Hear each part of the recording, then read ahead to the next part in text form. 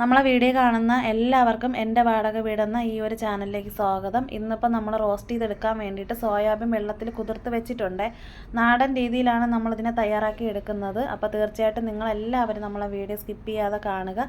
പിന്നെ പുതിയതായിട്ട് കാണുന്നവർക്ക് അറിയത്തില്ലായിരിക്കും കേട്ടോ. ഒത്തിരി പേര് ചോദിച്ചിട്ടുണ്ടായിരുന്നു എൻ്റെ പേരെന്താണെന്നൊക്കെ. പേര് ഷംന എന്നാണ്. ഞാൻ താമസിക്കുന്നത് കിളിമാനൂരാണ്.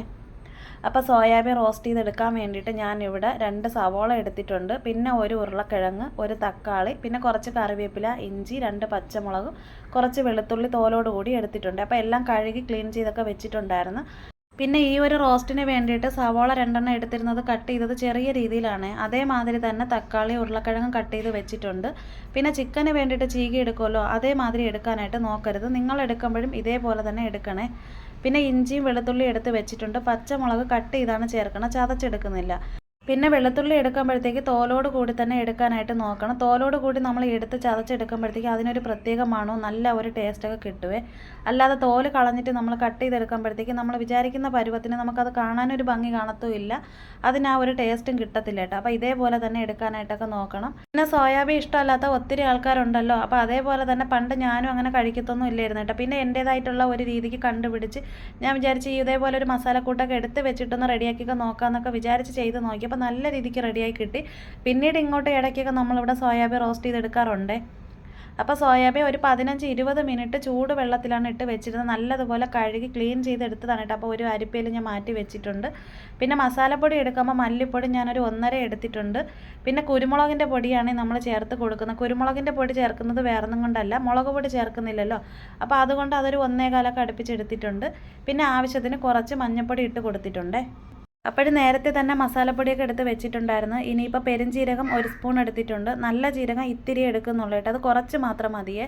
പിന്നെ നാടൻ കുരുമുളക് എടുക്കുന്നുണ്ട്. കരിഞ്ഞു പോവാത്ത രീതിയിൽ ചെറുതായിട്ടൊന്ന് ചൂടാക്കി എടുത്തിട്ട് വേണം തണുത്തതിന് ശേഷം നല്ല തരി മാതിരി ഒന്ന് പൊടിച്ചെടുക്കാനായിട്ടുള്ളത് കേട്ടോ. അപ്പോൾ ഇനി ഇതിനെ പൊടിച്ച് ചേർക്കണത് വേറൊന്നും അല്ല, നമ്മൾ നേരത്തെ എടുത്തിരിക്കുന്ന മസാലപ്പൊടി മാത്രമല്ല കേട്ടോ. മെയിനായിട്ട് നമ്മൾ ആ സോയാബീൻ കഴിക്കാത്തവർ പോലും കഴിച്ചു പോകുമെന്ന് ഞാൻ പറഞ്ഞിട്ടില്ലായിരുന്നു. അപ്പോൾ ഈ ഒരു രീതിക്ക് വേണം നമ്മളിതിനെ ഒന്ന് ചെയ്തെടുക്കാനായിട്ടൊക്കെ ഉള്ളത്. പിന്നെ ഇനിയിപ്പോൾ നമ്മൾ കട്ടിയുള്ള ഒരു ചട്ടിയാണ് കേട്ടോ എടുത്തിരിക്കുന്നത്. അപ്പോൾ ഈ സോയാബീൻ നമുക്ക് വെച്ചെടുക്കാൻ വേണ്ടിയിട്ട് കട്ടിയുള്ള ഒരു പാത്രത്തിൽ തന്നെ വെച്ചെടുക്കാനായിട്ടൊക്കെ നോക്കണം. എങ്കിൽ മാത്രമേ നമ്മൾ വിചാരിക്കുന്ന ആ ഒരു റോസ്റ്റ് മാതിരി നമുക്ക് വെച്ചെടുക്കാനായിട്ടൊക്കെ പറ്റത്തുള്ളേ.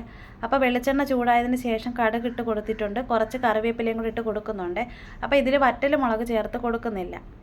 പിന്നെ നേരത്തെ തന്നെ നമ്മൾ കട്ട് ചെയ്ത് വെച്ചിട്ടുണ്ടായിരുന്നല്ലോ ഉരുളക്കിഴങ്ങ്, സവോള, ഇഞ്ചി, വെളുത്തുള്ളി, തക്കാളി, പിന്നെ പച്ചമുളക്. അപ്പോൾ ആദ്യം നമ്മൾ സവോള ഇട്ട് കൊടുക്കുന്നുണ്ട്. പിന്നെ ഇതിൻ്റെ കൂടെ തന്നെ കേട്ടോ ബാക്കിയുള്ളതെല്ലാം ഇട്ട് കൊടുക്കുന്നത്. ഉരുളക്കിഴങ്ങ് മാത്രം ഇതിൻ്റെ കൂടെ ഇട്ട് കൊടുക്കുന്നില്ല. പിന്നെ ഉള്ളി, തക്കാളി, പച്ചമുളക്, ഇഞ്ചി, വെളുത്തുള്ളി ഇതെല്ലാം നമ്മൾ ചേർത്ത് കൊടുക്കുമ്പോഴത്തേക്ക് ഇതിൻ്റെ കൂടെ തന്നെ ഉപ്പുനീരും കൂടെ ചേർത്ത് കൊടുക്കുന്നുണ്ട്. ഉപ്പുനീര് ഒഴിച്ച് കൊടുത്തിട്ട് നല്ലതുപോലെ ഇളക്കി വെച്ചിട്ട് ഇഡ്ഡലി പാത്രത്തിൻ്റെ അടപ്പ് വെച്ചിട്ടാണ് കേട്ടോ ഞാൻ മൂടി വെച്ച് ഇതിനെ ഒന്ന് വേവിച്ചെടുക്കുന്നത്. നല്ലതുപോലെ ഒന്ന് വഴറ്റി കിട്ടാൻ വേണ്ടിയിട്ടാണ് അങ്ങനെയുള്ള കാര്യങ്ങളൊക്കെ ചെയ്ത് കൊടുക്കുന്നത്. ഉപ്പ് വെള്ളം അല്ലെന്നുണ്ടെങ്കിൽ ഇപ്പോൾ ഉപ്പ് പൊടി ഇട്ട് കൊടുത്താലും മതി. ഉപ്പ് പൊടി ഞാൻ കഴിവതും ചേർക്കാത്തത് വേറൊന്നും കൊണ്ടല്ല കേട്ടോ. അതിൽ ചെറിയ ഈ മണൽ പോലെയൊക്കെ അങ്ങനെ വരും കേട്ടോ. അപ്പോൾ അതൊക്കെ ഞാൻ കണ്ടിട്ടുള്ളതിനെ കൊണ്ട് എൻ്റെ മനസ്സിന് അങ്ങനെ പിടിക്കാത്തതിനെ കൊണ്ടാണ് കേട്ടോ ഞാൻ ഈ ഉപ്പ് വെള്ളം തന്നെ ചേർത്ത് കൊടുക്കുന്നത്. അപ്പോൾ ഇതെല്ലാം ഒന്ന് തട്ടിപ്പൊത്തി വെച്ചിട്ട് വേണം ഇനിയിപ്പോൾ ഇതിനെ ഒന്ന് അടച്ച് വെച്ച് വേവിച്ചെടുക്കാനായിട്ടൊക്കെ ഉള്ളത്. പിന്നെ കഴിഞ്ഞ ദിവസങ്ങളിലൊക്കെ ഒത്തിരി പേര് മെസ്സേജ് അയച്ചിട്ടുണ്ടായിരുന്നു. പിന്നെ നമ്മളെ വ്യൂസൊക്കെ കുറയുന്നതിൻ്റെ കാര്യം വേറൊന്നും കൊണ്ടല്ല കേട്ടോ. എന്ന് വെച്ച് കഴിഞ്ഞാൽ നമ്മളിപ്പോൾ അധികം വീഡിയോ ഒന്നും അങ്ങനെ ഇടുന്നില്ലായിരുന്നല്ലോ. പിന്നെ ഒരുപാട് പേരൊന്നും ഇപ്പോൾ വീഡിയോ കാണുന്നില്ല അങ്ങനെയൊക്കെ എനിക്ക് തോന്നുന്നു കേട്ടോ. എന്ന് വെച്ച് കഴിഞ്ഞാൽ നമ്മൾ വീഡിയോ ഇടാത്തതിനെ കൊണ്ടാണെന്നാണ് എനിക്ക് തോന്നുന്നത്. വീഡിയോ ഇടാൻ പറ്റാതിരുന്നത് വേറൊന്നും കൊണ്ടല്ല. ഇപ്പോൾ എൻ്റെ അമ്മച്ചിക്ക് വയ്യാതായാൽ ഞാൻ കൊണ്ടുപോയി നോക്കിയെടുക്കുകയൊക്കെ ചെയ്യുമല്ലോ. അപ്പോൾ അതേപോലെ തന്നെ നമ്മളൊരു അമ്മയുടെ ഒരു ആവശ്യത്തിന് വേണ്ടിയിട്ട് എനിക്ക് ഹോസ്പിറ്റലിൽ പോകണമായിരുന്നു. അപ്പോൾ ഇതൊക്കെ കൊണ്ടാണ് കേട്ടോ എനിക്ക് വീഡിയോ ഇടാനായിട്ട് പറ്റാതിരുന്നത്. കാര്യം എന്ന് വെച്ച് കഴിഞ്ഞാൽ എൻ്റെ ഒരു പ്രതീക്ഷ എന്ന് പറയുമ്പോഴത്തേക്ക് എൻ്റെ ഈ ഒരു യൂട്യൂബ് ചാനലാണല്ലോ. കാരണം ഞാൻ ജീവിക്കാൻ വേണ്ടിയിട്ട് നമ്മളെ ഒരു വരുമാനത്തിന് വേണ്ടിയിട്ട് മാത്രമാണ് കേട്ടോ. കാരണം മുന്നോട്ട് പോകാനുള്ളൊരു വഴി എനിക്ക് ദൈവം കാണിച്ചു തന്നത് എൻ്റെ ഈ ചെറിയൊരു ചാനലാണ് കേട്ടോ. അപ്പോൾ നിങ്ങളെല്ലാവരും തന്ന ഒരു സ്നേഹവും സപ്പോർട്ടും കൊണ്ടാണ് എനിക്ക് ഇതുവരെ എത്താനായിട്ട് കഴിഞ്ഞത്. അപ്പോൾ എന്തായാലും ഇനിയിപ്പോൾ അങ്ങോട്ട് മുടങ്ങാതെ വീഡിയോസൊക്കെ ഇട്ട് പോകണം എന്നുള്ള ഒരു രീതിയിലാണ് മുന്നോട്ട് പോകുന്നത്. പിന്നെ ഇടയ്ക്ക് വീഡിയോ ഇടാനായിട്ട് പറ്റുന്നില്ലെങ്കിൽ ഇതുപോലുള്ള എന്തെങ്കിലും കാര്യങ്ങളൊക്കെ ആയതുകൊണ്ടൊക്കെ ആയിരിക്കും കേട്ടോ. അല്ലാതെ വേറെ മനഃപൂർവ്വം വീഡിയോ ഇടാതെ അങ്ങനെ ഒന്നും ഒരിക്കലും ഞാൻ ഇതൊന്ന് പിന്മാറി പോവുക അങ്ങനെ പോകുന്ന ഒരാളോ അങ്ങനെ ഒന്നും അല്ല കേട്ടോ. കാരണം ഇത്രയും പേര് നമ്മളെ സപ്പോർട്ട് ചെയ്ത് ഇതുവരെ എത്തിച്ചു തന്ന ഒരുപാട് ആൾക്കാരുണ്ട്. അപ്പോൾ എല്ലാവരുടെ അടുത്തും എനിക്ക് ഒരുപാട് സ്നേഹവും നന്ദിയും കടപ്പാടും ഒക്കെ ഉണ്ട് കേട്ടോ.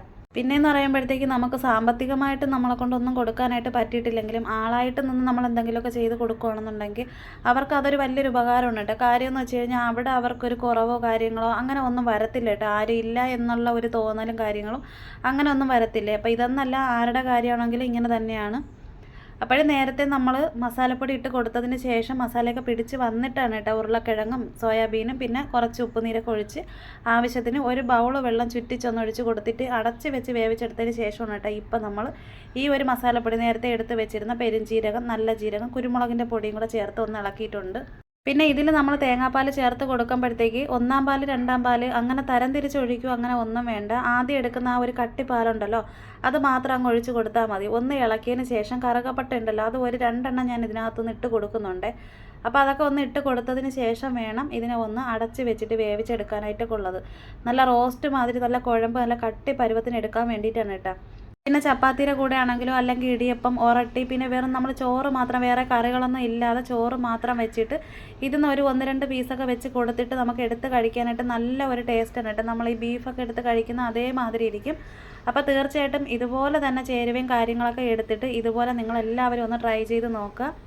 അപ്പോൾ നേരത്തെ നമ്മൾ ആദ്യം ഒരു തക്കാളി കട്ട് ചെയ്ത് ചേർത്ത് കൊടുത്തിട്ടുണ്ടായിരുന്നു. ഇപ്പോൾ ലാസ്റ്റ് ആദ്യം കട്ട് ചെയ്ത അതേമാതിരി തന്നെ ഒരു തക്കാളിയും കൂടെ എടുത്ത് കട്ട് ചെയ്ത് ഇതിൻ്റെ കൂടെ ഇട്ട് കൊടുത്തിട്ടുണ്ട്. ഇനിയിപ്പോൾ ലാസ്റ്റ് കുറച്ച് കറിവേപ്പിലയും അതിൻ്റെ കുറച്ച് 1-2 തണ്ടൊക്കെ ഒന്ന് കട്ട് ചെയ്തിട്ട് കൊടുക്കുന്നുണ്ട്. കറിവേപ്പില ഇട്ട് കൊടുക്കുമ്പോൾ അതിൻ്റെ തണ്ടും കൂടെ ഒന്ന് കട്ട് ചെയ്തിട്ട് കൊടുക്കുകയാണെങ്കിൽ നല്ല ഒരു ടേസ്റ്റാണ് കേട്ടോ.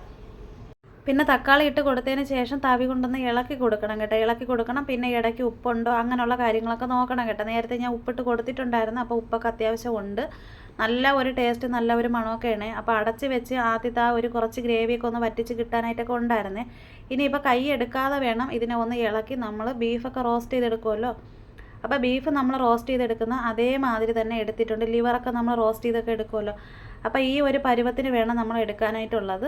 അപ്പോഴും നമ്മളെ വീഡിയോ കാണുന്ന ഒരുപാട് പേരുണ്ടല്ലോ. അപ്പോൾ ആരും നമ്മളെ മറന്നു പോയിട്ടില്ല എന്ന് തന്നെയാണ് നമ്മൾ വിശ്വസിക്കുന്നത്. അപ്പോൾ എന്തുകൊണ്ടാണ് വീഡിയോ ഇടാൻ പറ്റാതിരുന്നത് എന്നുള്ള കാര്യങ്ങളൊക്കെ ഞാൻ പറഞ്ഞിട്ടുണ്ട്. അപ്പോൾ നമ്മൾ സോയാബീൻ റോസ്റ്റൊക്കെ ഇവിടെ റെഡിയാക്കി എടുക്കുന്നതിൻ്റെ ചെറിയൊരു കുക്കിങ്ങിൻ്റെ വീഡിയോ ആയിരുന്നു കേട്ടോ. അപ്പോൾ തീർച്ചയായിട്ടും നിങ്ങളെല്ലാവരും ഇതുപോലെ തന്നെ ഒന്ന് ട്രൈ ചെയ്ത് നോക്കുക.